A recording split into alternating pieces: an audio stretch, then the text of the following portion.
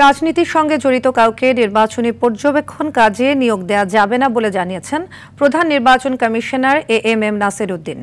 রাজধানীর আগারগাঁওয়ে নির্বাচন ভবনে দেশি পর্যবেক্ষক সংস্থার প্রতিনিধিদের সঙ্গে মতবিনিময়ে এ মন্তব্য করেন তিনি। বলেন, পর্যবেক্ষকদের মাধ্যমে নির্বাচনকে দেখতে চায় ইসি। তারা অসততা দেখালে নির্বাচন সুষ্ঠু হবে না।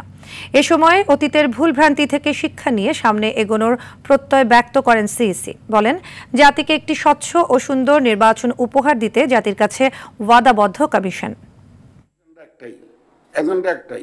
একটা ক্রেডিবল, সুন্দর, ট্রান্সপারেন্ট নির্বাচন জাতিকে উপহার দেওয়া, সেটা সামনে রেখে আমরা যে কাজগুলো সাজিয়েছি সেটা প্রপারলি করতে পারতেছি কিনা এবং ল্যাবসগুলো কোন কোন স্টেজে আছে।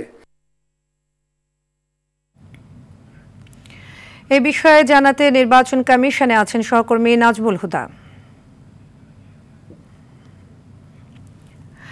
নাজমুল, পর্যবেক্ষক সংস্থার প্রতিনিধিদের সাথে বৈঠকের বিষয়ে কি তথ্য পেয়েছেন আমাদের জানাবেন।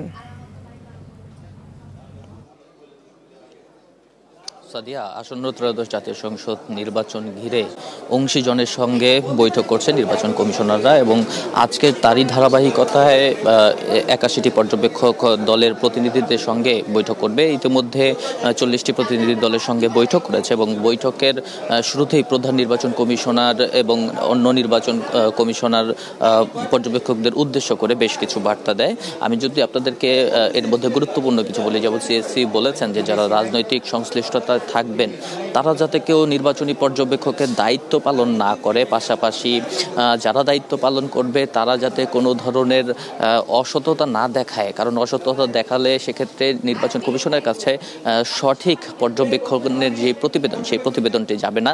এছাড়া যারা নির্বাচন পর্যবেক্ষণে থাকবেন তারা যাতে কোনো ভোটারকে পরিচিত না করে এই ধরনের নির্দেশনা দেওয়া হয়। পাশাপাশি নির্বাচনের যেই আইন রয়েছে, যে বিধি রয়েছে, সেই আইন বিধিগুলো যাতে পর্যবেক্ষকরা তারা পুরোপুরিভাবে পড়াশোনা করে এবং জেনে যায় সেই নির্দেশনা দেওয়া হয়েছে। এবং যদি কোনো ধরনের এ নিয়ে কোনো মাঠ পর্যায়ে কোনো কর্মকর্তারা যদি কোনো ব্যর্থতা ঘটায় সেই বিষয়টি পর্যবেক্ষকরা যাতে নির্বাচন কমিশনকে রিপোর্ট প্রদান করা হয়, এই বিষয়গুলো প্রধান নির্বাচন কমিশনার বলেছেন। পাশাপাশি নির্বাচন কমিশনার ব্রিগেডিয়ার আবুল ফজল মোহাম্মদ সানাউল্লাহ তিনিও কথা বলেছেন।